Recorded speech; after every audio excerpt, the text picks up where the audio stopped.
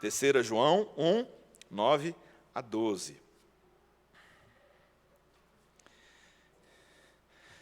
Estamos aí na terceira sessão dessa carta, pequena, porém profunda. Então vamos ouvir agora com atenção a exposição do Santo Evangelho. Escrevi alguma coisa à igreja, mas Diótrefes, que gosta de exercer a primazia entre eles, não nos dá acolhida. Por isso, se eu for aí, far-lhe-ei lembradas as obras que ele pratica, proferindo contra nós palavras maliciosas.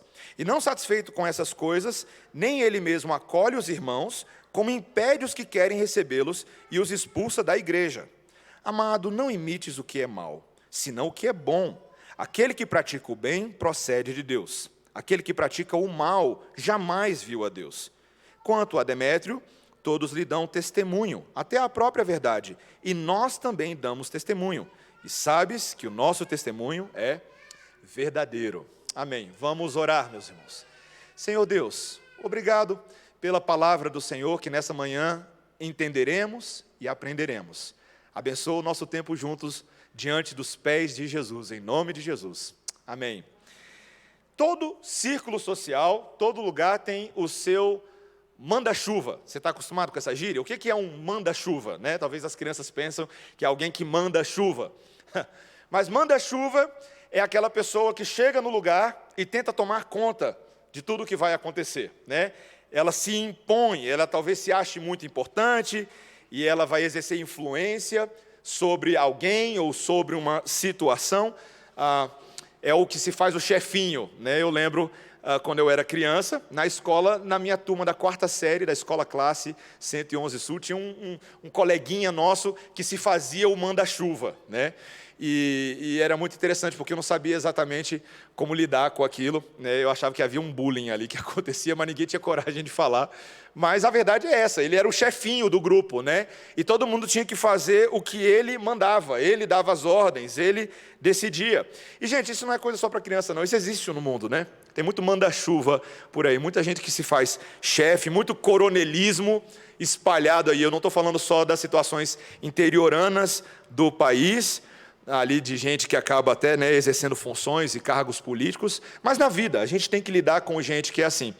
O problema é quando esse tipo de coisa atinge a igreja, não é verdade? Veja, meus irmãos, a igreja é o corpo de Cristo, onde aqueles que ali são líderes, eventualmente pastores, presbíteros, diáconos e outras funções diversas de liderança, coordenação, diretorias, estão ali para servir, estão ali para zelar pelo cuidado uns dos outros. Mas nunca é bom, meus irmãos, quando a igreja tem manda-chuvas. Gente que se faz dono do prédio, dono dos irmãos, dono dos relacionamentos e acaba mantendo os outros reféns das suas particularidades, das suas preferências. Meus irmãos, no corpo de Cristo nós não precisamos de manda-chuvas, e sim de modelos do rebanho. É disso que esse texto está tratando. E como que a gente vai lidar com isso quando isso acontece na vida da igreja?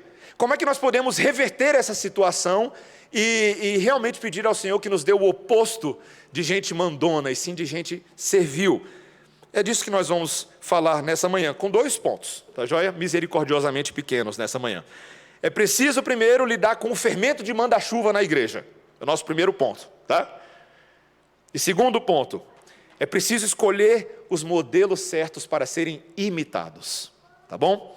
Então, primeiro vamos aprender a lidar com esse fermento nocivo de manda-chuva, tá? Na igreja. Veja, até esse momento a carta vem num tom maravilhoso. Os 8 primeiros versículos são versículos de exaltação a Deus, de um apóstolo João escrevendo a Gaio, seu amigo querido, que é conhecido pela hospitalidade. Lembra que nós falamos na semana passada? Um coração hospitaleiro, um homem que recebia na sua casa missionários, pastores itinerantes, que davam excelente testemunho de como o amor de Deus era visto na vida dele.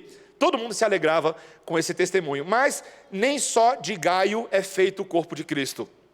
Para cada Gaio que você tem um Diótrefes. Diótrefes.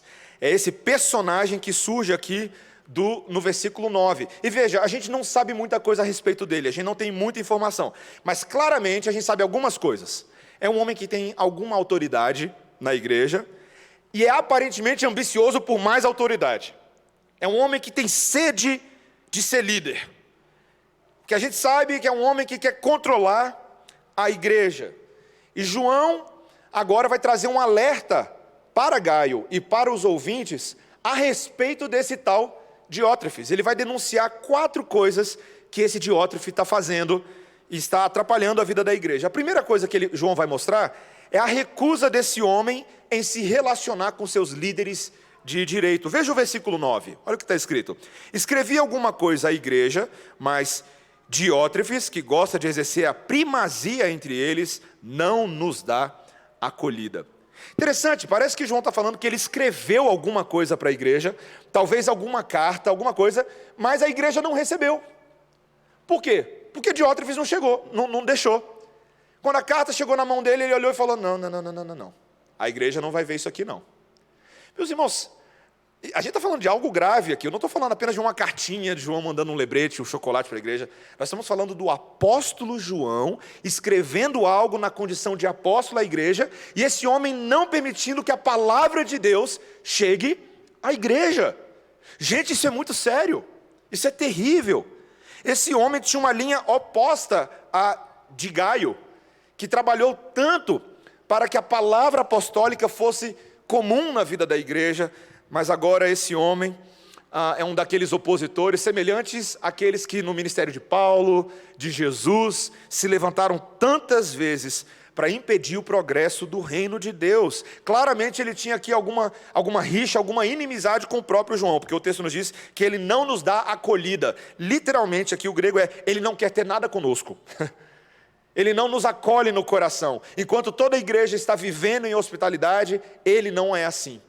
E veja, não somente isso, mas a segunda denúncia é que ele estava caluniando os líderes. Olha o versículo 10. Por isso, se eu for aí, far-lhe-ei lembradas as obras que ele pratica, proferindo contra nós palavras maliciosas. Gente, Diótrefes era um caluniador de presbítero. Era um homem que manchava, que fofocava maliciosamente sobre os seus líderes, sobre os apóstolos. Literalmente o grego aqui, trazendo falsas acusações. É o tipo de ação de líderes obstinados, que não se submetem à autoridade de ninguém. Estava conversando com um colega recentemente, um colega pastor, mas que não é presbiteriano.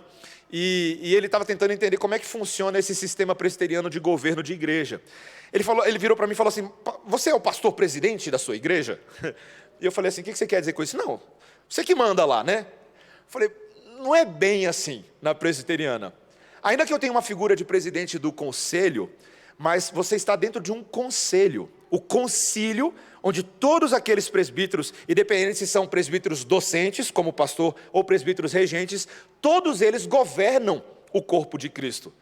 Então o pastor governa com seus pares, e os seus pares governam com o pastor.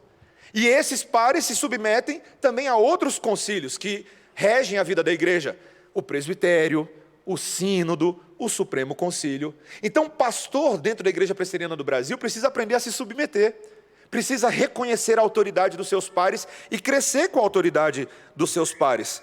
Mas Diótrefes não era um bom presbiteriano. Não era a linha dele. Ele não gostava disso. Pelo contrário, o lance dele era competição. Era ser um destruidor de reputação alheia. Era de crescer em cima de outros. E, meus irmãos, isso é condenável. A ponto de João falar, eu vou ter que lidar pessoalmente. Você viu o que ele falou? Se eu for aí, eu vou ter que chamar a atenção dele. Eu, como apóstolo, aí agora o papo ficou reto, né?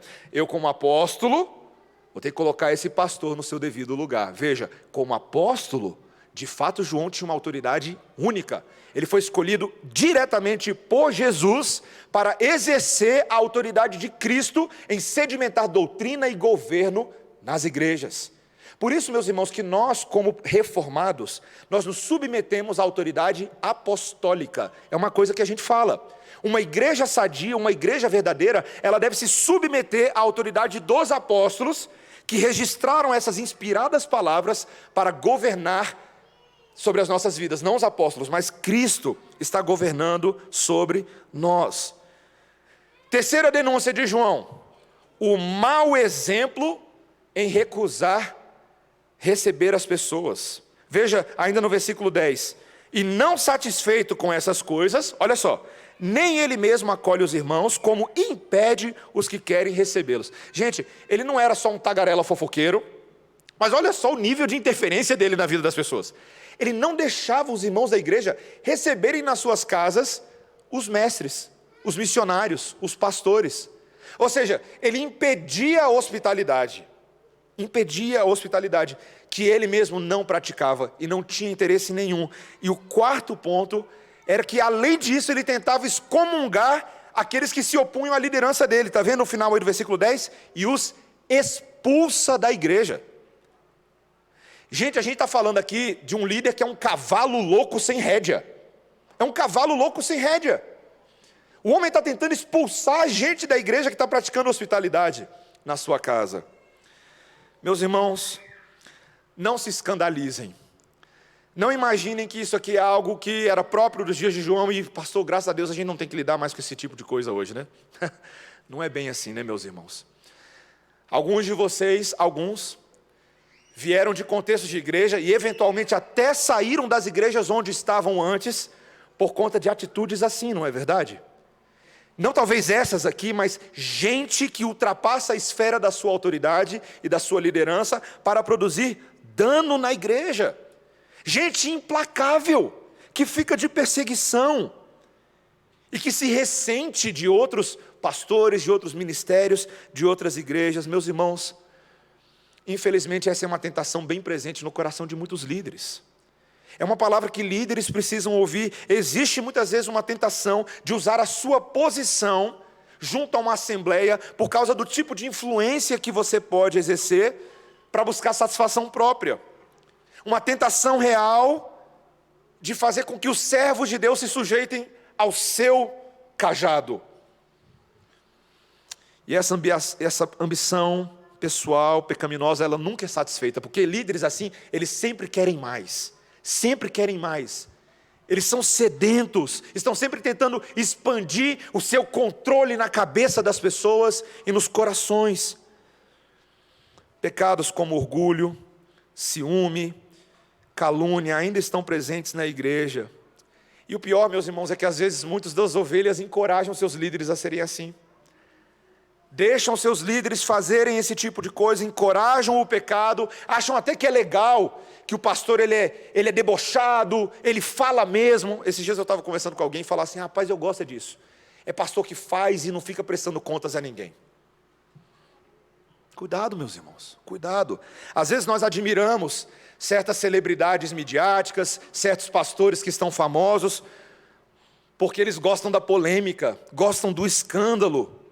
Mas esse tipo de coisa traz dano ao corpo de Cristo. Meus irmãos, nós precisamos ter cuidado com isso, porque não é só um problema dos líderes, tá? Pode ser um problema seu também. Talvez você seja alguém que tem dificuldade no seu coração de receber a palavra de alguém que está acima de você. Uma resistência à autoridade. Pode ser que talvez você seja até meio traumatizado na relação com líderes.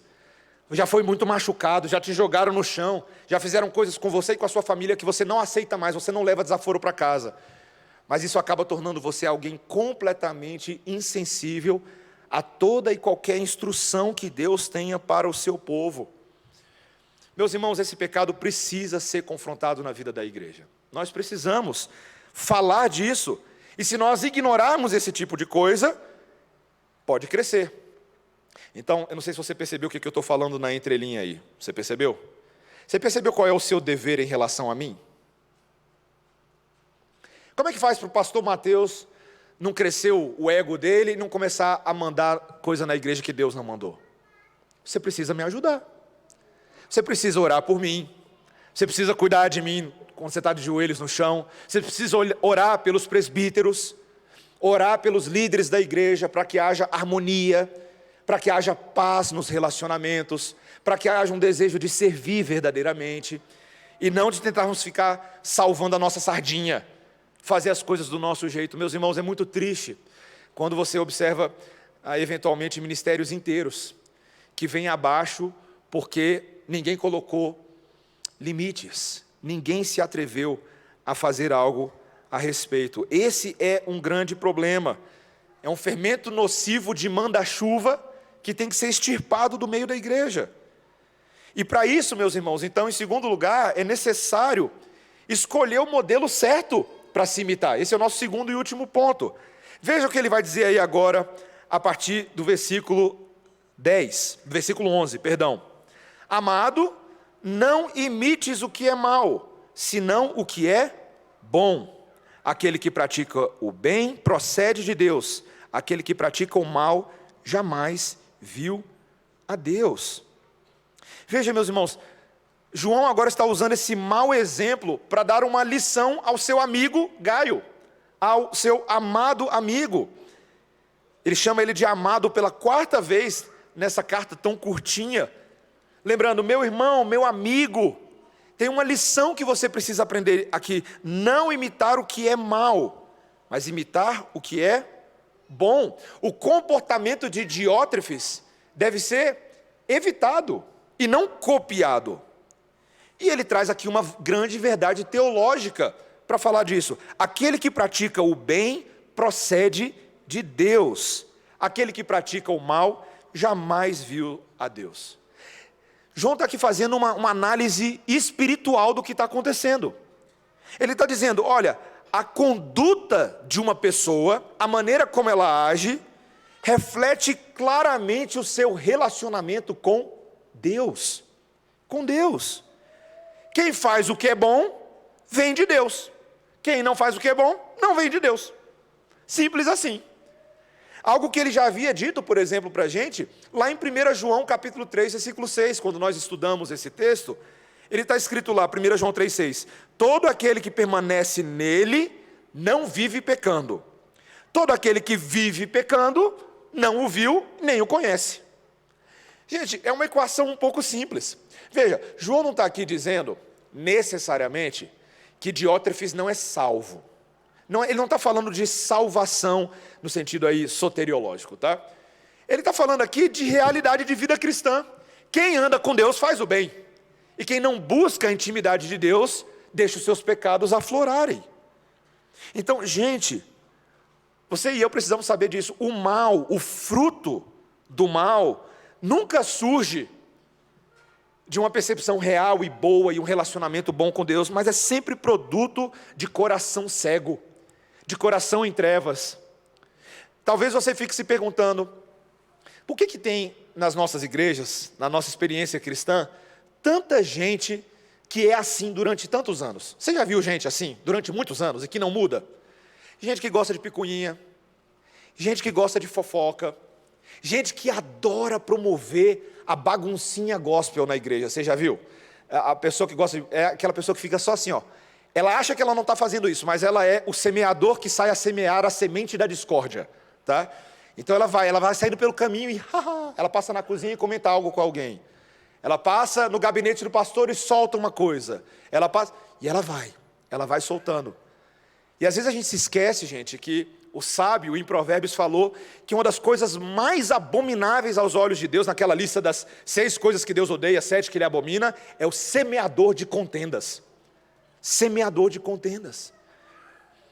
Esse semeador de contendas pode até ser um crente, mas se você começar a olhar a vida dele, ele está andando mais tempo com as contendas do que com Jesus. Meus irmãos, Gaio devia ter o cuidado de evitar copiar esse tipo de coisa. Gente, não é um alerta pequeno, é um alerta grande para mim e para você, tá? Eu não sei se você já percebeu o que acontece conosco quando a gente está na roda dos escarnecedores. A gente começa a escarnecer também. Já aconteceu isso com você ou só comigo? Sou eu que vou confessar o meu pecado aqui agora de manhã.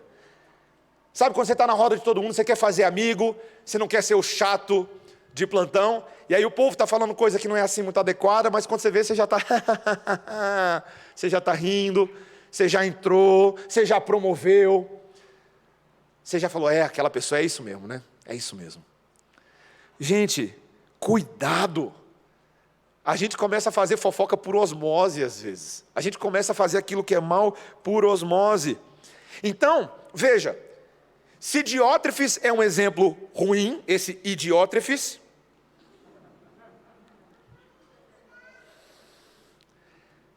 João fala, vamos dar um bom exemplo? Vou dar um contraste para você. E no versículo 12, ele agora introduz um novo personagem. Olha o versículo 12. Quanto a Demétrio, todos dão testemunho, até a própria verdade. E nós também damos testemunho, e sabes que o nosso testemunho é verdadeiro. Diótrefes e agora um novo, Demétrio, que a gente também não sabe muita coisa. Mas o fato de não ter muita explicação também sobre ele sugere que ele é bem conhecido na igreja. Foi conjecturado aqui por alguns comentaristas que ele era um dos missionários viajantes e que provavelmente era o portador dessa carta. Ou seja, olha que interessante. Diótrefes tentou impedir uma carta de chegar à igreja. Demétrio não. Demétrio leva a carta. Demétrio é aquele que carrega a verdade consigo, literalmente, quando carrega essa carta. E veja o contraste dele com o outro corrupto. É alguém que tinha grande consideração pela verdade. Você percebeu a quantidade de vezes que a palavra verdade apareceu nesse versículo? E aqui eu vou explicar uma coisa bem interessante para vocês, um mecanismo que João usa aqui. Ele vai dar um testemunho de Demétrio e ele se utiliza de um artifício que a lei de Deus tinha lá em Deuteronômio 19, que é o tríplice testemunho a respeito de alguém. Para você realmente estabelecer uma verdade, você precisa de 3 fontes de confirmação dessa verdade. É o padrão tríplice de testemunho da verdade, tá? E é interessante que João pega esse mecanismo da lei do Antigo Testamento para falar agora sim a respeito de Demétrio. Veja, primeira coisa que ele vai falar, qual é o primeiro ponto? Que era um homem bem falado pelos que o conheciam. Olha aí no versículo 12. Todos dão testemunho. Todo mundo que conhece o Demétrio dá um bom testemunho. Ele goza de uma boa reputação com os seus irmãos. Segundo, a própria verdade dá testemunho dele. Você viu aí o que ele falou? Ele falou, todos dão testemunho até a própria verdade. Gente, eu acho isso aqui tão fantástico. É como se João estivesse personificando essa verdade, se a verdade fosse uma pessoa. E ele fala assim, dona Verdade, o que você tem a dizer a respeito de Demétrio? Demétrio? Demétrio é um homem glorioso. Demétrio é um homem de Deus. Imagina a verdade falando a respeito de Demétrio. Meus irmãos, isso aqui é muito interessante. Esses artifícios que são utilizados é para lembrar que esse homem está alinhado com a verdade de Deus. Ele caminha na verdade. E que a verdade teria orgulho de chamá-lo de amigo. É isso que o texto está dizendo. Mas terceiro lugar, ele tinha o bom testemunho do próprio João. Olha o texto. Nós também damos testemunho. E sabes que o nosso testemunho é verdadeiro. O próprio apóstolo João, apóstolo, pode atestar pessoalmente o valor desse homem. Meus irmãos, para que esse tríplice testemunho é dado? Para que Gaio não tenha dúvida de que Demétrio é o exemplo a ser imitado e o hóspede a ser recebido. Demétrio, você está tendo dificuldade, Gaio, você está tendo dificuldade com Diótrefes, né? Mas abre a sua casa para Demétrio. Abre a sua casa para ele. Abra o seu coração para ele, porque esse é dos nossos. Esse está conosco. Meus irmãos, eu acho tão belo quando as pessoas se tornam testemunhos vivos daquilo que Deus espera, não é? Não é tão maravilhoso isso? Veja, não é só Gaio que será imitado na sua hospitalidade, que é o que a gente viu na semana passada. É também Demétrio, que deve ser imitado na sua verdade. Ambos, Demétrio e Gaio, jogam no mesmo time. O time da verdade em amor, que é o centro dessa carta. Esse é o time de Jesus. Esse é o time que eu e você somos convidados a jogar, meus irmãos. Que as nossas vidas, nossas ações demonstrem a verdade em amor. Seja na hospitalidade, seja na hora de carregar uma carta, seja na hora de ter bom testemunho. Tudo isso deve ser imitado. Gente, nós estamos falando aqui de o centro desse texto é esse: amado, imite o que é bom, não o que é mal. É um jogo de imitação. A Bíblia está nos dando caminhos, exemplos, para que nós imitemos aqueles que são iguais ao nosso Senhor Jesus.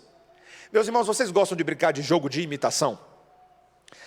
É tão interessante, e agora eu vou falar com as crianças. Crianças, vocês gostam de brincar de jogo de imitação? A minha filha, ela gosta de brincar de um jogo comigo que é jogo de imitação. Quando a gente está lá em casa, ela fala: papai, vamos brincar de animal? É jogo de imitação. Aí ela faz um barulho, ela faz uau. E aí eu tenho que falar que animal é esse. Aí eu falo, é um elefante? Ela fala, não. Aí eu falo, é um gatinho? Ela, não. Aí eu falo, é um gatão, é um tigre? Ela, é o tigre. Aí ela fala, sua vez, papai. Aí eu faço, mu. E aí ela faz assim, a vaquinha. Eu falei, nossa, você acertou tão rápido, nem me deu chance. Por que criança gosta tanto de imitar? Gente, vocês já pararam para pensar, por que criança gosta de imitar os adultos? Quando eu vejo, está lá, a Melissa já arrancou os colares da Débora da caixinha de joias, já botou colar, já botou lacinho na cabeça. Ela ainda não botou o salto, né, Débora? Eu não lembro. Acho que ela ainda não foi para o salto. Mas ela vai, em algum momento. Assim como eu, talvez meu pai não lembre, mas eu ia lá na gaveta dele, pegava as gravatas, botava. Crianças estão imitando adultos o tempo todo. O tempo todo. E crianças particularmente imitam os seus pais, porque os seus pais são o exemplo que elas têm dentro de casa. Afinal de contas, são seus pais, são confiáveis. Imitar o papai e a mamãe, estou seguro. Mas e quando nossos filhos começam a imitar maus exemplos? Quando eles começam a imitar os adultos que não são referenciais de nada. Aqueles talvez que ela vê ali no YouTube.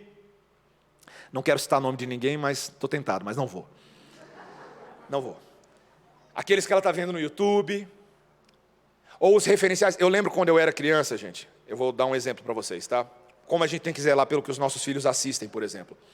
Eu lembro quando eu era criança, eu sou um pouquinho velho, então tinha desenhos, seriados para crianças como Carrossel, Chiquititas, essas coisas assim. E eu lembro que nesses seriados, muitas crianças assistiam. As crianças da igreja, inclusive, compravam as roupas das Chiquititas para usar na igreja. E dançavam. Mas o que é interessante é que nesses seriados também tinham adultos que eram os cuidadores. E muitas vezes esses cuidadores não eram exemplos bons de paternidade e maternidade, de cuidado com essas crianças. E hoje eu olho de trás para frente e eu fico pensando, cara, o referencial. Porque a criança vem para a igreja e ela passa aqui 30 minutos, 40 minutos, escolinha dominical daqui a pouco, não é o caso hoje, mas é a vida da igreja. Mas todos os dias ela recebe uma pregação pelo que ela está assistindo na televisão. E a pergunta que eu te faço é, qual é o modelo que ela vai imitar? Quais são os referenciais que ela tem? Todos nós imitamos alguém que é referência para nós, todos nós. Até adultos, e eu vou falar de adultos agora que gostam de brincar. Existe um negócio chamado RPG, já ouviu falar? RPG, Role Playing Game, é um jogo de faz de conta, você simula ser um personagem. Aí você pode pensar, poxa, mas é só um jogo. Mas é curioso, eu já joguei RPG. Até com o pessoal aqui da igreja eu já brinquei também. É curioso como de vez em quando a gente ouve histórias de pessoas que quando vão brincar esses jogos, trazem à tona o tipo de coisas que eles querem imitar, o tipo de gente que eles querem ser. E de vez em quando a gente ouve até algumas loucuras de coisas que acontecem por aí. Porque o tempo inteiro nós estamos absorvendo, imitando, copiando pessoas ao nosso redor, exemplos que temos, e que muitas vezes estão nos ensinando o caminho de morte, não o caminho de vida. A pergunta que esse texto está fazendo para mim e para você nessa manhã, meu irmão, é: qual é o modelo que nós vamos imitar? Vai ser Gaio, Diótrefes ou Demétrio? Quem deles está nos apontando para Jesus? Essa é a pergunta. Quem é que nos aponta para Jesus? Porque afinal de contas, sede meus imitadores como eu sou de Cristo. Não foi o que Paulo disse? O foco é imitar Jesus. Ele é o adulto espiritual que todo mundo pode imitar sem crise de consciência, sem medo. Quando você olha para Jesus, e eu fico tentando imitar Jesus na Vera, tá, meus irmãos? Hoje, quando eu estava vindo para cá, eu estava pensando, eu tenho que imitar Jesus na maneira como Jesus cuidava das crianças. Porque ele vira para os pequeninos que tantas vezes eram afastados pelos seus discípulos, pelos judeus, porque falavam as crianças não são tão importantes. Ele fala, não. Deixai vir a mim os pequeninos, porque dos tais é o reino dos céus. Esse adulto espiritual, ele tem tempo para as crianças. Ele olha para as crianças e fala, eu tenho um propósito para as crianças, eu quero salvá-las. Meus irmãos, esse é o adulto que deve ser imitado. Esse é o adulto. É o adulto que amou a quem era amigo e quem era inimigo. O adulto que falou verdade a todos. O adulto em que cada ação, pensamento, palavra, gesto foi calculadamente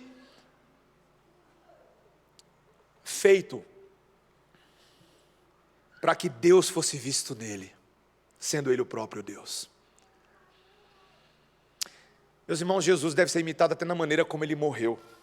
Não que eu e você vamos morrer uma morte de cruz, mas a nossa vida é carregar a cruz, dizer não para nós mesmos e seguirmos o nosso mestre. Discipulado é imitação. Discipulado é imitação. Se você quer ser um discípulo verdadeiro de Jesus, imite Jesus. Imite as palavras dele, imite o amor, o perdão, a misericórdia, a honestidade. Imite o foco, o propósito, a iniciativa. Imite o mestre. Ele era o Deus de Gaio, ele era o Deus de Demétrio, e ele deve ser o Deus das nossas vidas. Meus irmãos, eu e você precisamos nos perguntar: quem é o verdadeiro manda-chuva? Quem é o verdadeiro manda-chuva? É você no seu mundinho, no seu umbiguinho? Ou é quem manda a chuva? Eu espero que você tenha essa resposta bem clara na sua vida. Se quem manda a chuva é o manda-chuva, ajoelhe-se, adore e imite o Criador.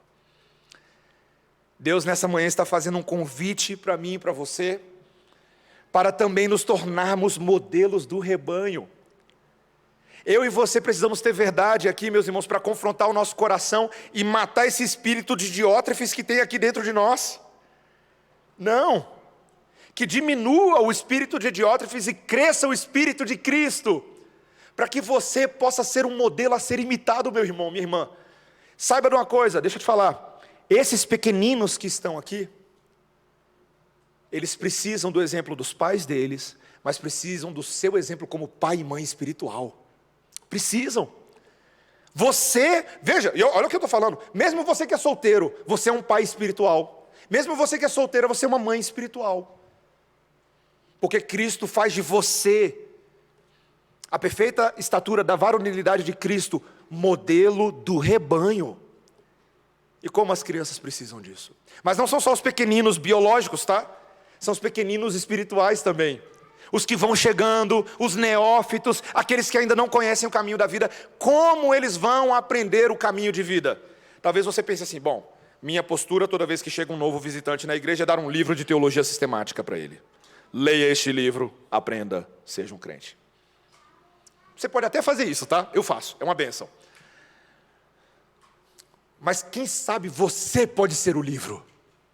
Você pode ser uma carta viva no altar do Senhor, em que todo mundo que chega, olha você, lê você, olha a sua vida e fala assim, nossa, que livro bacana. Eu preciso recomendar esse livro a outros. Eu quero que outros conheçam esse meu irmão, que me tem ajudado tanto a conhecer mais o meu mestre. Meus irmãos, livros vivos, cartas vivas no altar do Senhor, 24 horas por dia, 7 dias da semana, até mesmo na hora de reconhecermos o nosso pecado, de nos arrependermos e de mudarmos o nosso caminho, estamos sendo o livro de Jesus. Você tem buscado ser esse modelo para o rebanho? O Senhor Jesus Cristo precisa de nós nesse sentido. Precisa. Ele deseja, quer e ama quando a igreja quer pastorear com Ele, o bom pastor. Nós todos, não se engane, tá? Eu tenho o ofício de pastor nessa igreja, mas todos nós, em Cristo, somos copastores, sacerdotes universais, pedras do edifício que Ele mesmo está construindo como pedra angular, para resplandecermos a glória do nosso Criador.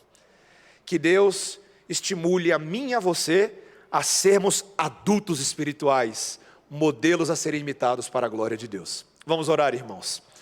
Senhor Deus, obrigado porque na Tua palavra nós temos aqui o verdadeiro jogo de imitação, o modelo de imitação para as nossas vidas. Não estamos imitando animais apenas, Senhor, estamos imitando o Criador dos animais, o que manda as chuvas, o que em todo propósito desígnio é perfeito, santo e bom. Senhor, nos lembramos quando o apóstolo Pedro, recapitulando palavras do profeta Abacuque, disse aos seus ouvintes, sede santos, como santo é o vosso Pai Celestial. Os profetas, Abacuque, Isaías, Jeremias, todos eles lembraram que a santidade de Deus é o referencial a ser perseguido, mas é o referencial também a ser modelado para outros. Como ouvirão se não há quem pregue? Senhor, nós pregamos sim com os nossos lábios, anunciamos a Cristo, mas também pregamos na maneira como nos comportamos, Senhor. Senhor, mata dentro de nós esse coração de Diótrefes, esse desejo de buscar primazia, de impedir outros de florescerem nos seus dons espirituais. Senhor, faz crescer dentro de nós o Espírito de Cristo que se assemelha ali ao coração de Gaio, de Demétrio. Senhor, queremos uma igreja inteirinha assim, cheia de modelos a serem imitados pelo mundo, uma igreja que brilha bem forte a luz, ilumina as trevas espessas fora daqui, e também que salga esse mundo. É isso que nós queremos fazer, Senhor. Dá a cada um de nós, individualmente e corporativamente, a graça de sermos imitadores do Redentor, em nome de Jesus. Amém. Irmãos, nesse momento,